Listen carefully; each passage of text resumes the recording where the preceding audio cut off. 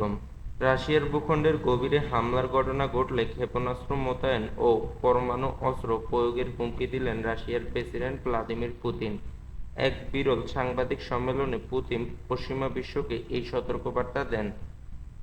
Ukraine পশ্চিমা অস্ত্র ব্যবহার করে রাশিয়া ভূখণ্ডের হামলার ছাড়পত্র হওয়ার ফলে যুদ্ধের গতি প্রকৃতি যে বদলে যেতে পারে, মস্কো সেই আশঙ্কা বেড়ে চলেছে। এ নিয়ে পুতিন পশ্চিমা বিশ্বকে সতর্ক করে বলেন, পশ্চিমা অস্ত্র ব্যবহার করে রাশিয়ার ভূখণ্ডে আরও গভীরে হামলা হলে তিনি যুক্তরাষ্ট্র ও ইউরোপের খুব কাছে অন্যান্য দেশে প্রচলিত ক্ষেপণাস্ত্র মোতায়েন করতে পারেন। ইউক্রেন যুদ্ধ শুরু হওয়ার পর আন্তর্জাতিক সংবাদ সংস্থাগুলির উচ্চপদস্থ সম্পাদকদের সঙ্গে প্রথম সাক্ষাতে পুতিন এমন হুঁশিয়ারি দিয়েছেন। তিনি আরও বলেন যে রাশিয়া কখনো পরমাণু অস্ত্র প্রয়োগ করবে না, পশ্চিমা বিশ্বের এমন অনুমান ভুল।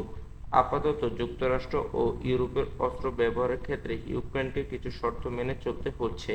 খারকিভের উপর রাশিয়ার হামলার প্রেক্ষাপটে সীমান্তের ঠিক অপর প্রান্তে রাশিয়ার লক্ষ্যবস্তুর উপর কিছু পশ্চিমা অস্ত্র প্রয়োগের ছাড়পত্র পেয়েছে রাশিয়া। পুতিন বিভিন্ন ধরনের ক্ষেপণাস্ত্রের মধ্যে পার্থক্য তুলে ধরেন।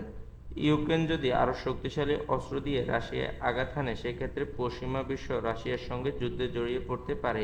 বিশেষ করে যুক্তরাষ্ট্রের আটকামস এবং ব্রিটেন ও ফ্রান্সের মিসাইল সিস্টেম হামলার সময় ধ্বংস করা হবে বলে তিনি হুমকি দেন। রুশ প্রেসিডেন্ট বলেন, উন্নত মিসাইল ব্যবহারের ক্ষেত্রে পশ্চিমা বিশ্বের সামরিক বাহিনীর সদস্যরা নিয়ন্ত্রণ ও লক্ষ্যবস্তু বাছাইয়ের কাজে জড়িত থাকেন। সে কারণে মস্কো বিশ্বের যে কোনো প্রান্তে অপ্রতিসম পদক্ষেপ নিতে পারে। মার্কিন সেনাবাহিনী অবশ্য এমন অভিযোগ অস্বীকার করে। পুতিন বলেন, মার্কিন যুক্তরাষ্ট্রের মানুষের মনে ইউক্রেন সম্পর্কে কোনো আগ্রহ নেই, তারা নিজেদের দেশের মহিমায় আগ্রহী। আসন্ন প্রেসিডেন্ট নির্বাচনের ফল পরোয়া না করে পুতিন বলেন, যুক্তরাষ্ট্র ভেতর থেকেই নিজেকে এবং নিজস্ব রাজনৈতিক ব্যবস্থা পুড়িয়ে দিচ্ছে। বিশেষ করে সাবেক প্রেসিডেন্ট ডোনাল্ড ট্রাম্পের বিরুদ্ধে আইনি প্রক্রিয়ার সমালোচনা করেন তিনি। তবে জো বাইডেন বা ট্রাম্প যিনি যুক্তরাষ্ট্রের পরবর্তী প্রেসিডেন্ট হন না কেন, রাশিয়ার সঙ্গে সম্পর্কের ক্ষেত্রে কোনো পরিবর্তনের আশা করছে না পুতিন। রাশিয়ার প্রেসিডেন্ট বাইডেনকে লেখা এক চিঠির উল্লেখ করে দাবি করেন যে পশ্চিমা বিশ্ব চাইলে 2 বা 3 মাসের মধ্যে ইউক্রেন যুদ্ধ বন্ধ করতে পারত।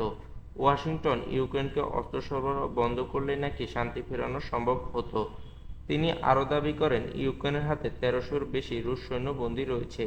রাশিয়া 6400-র বেশি ইউক্রেনীয় সৈন্যকে যুদ্ধবন্দী করেছে।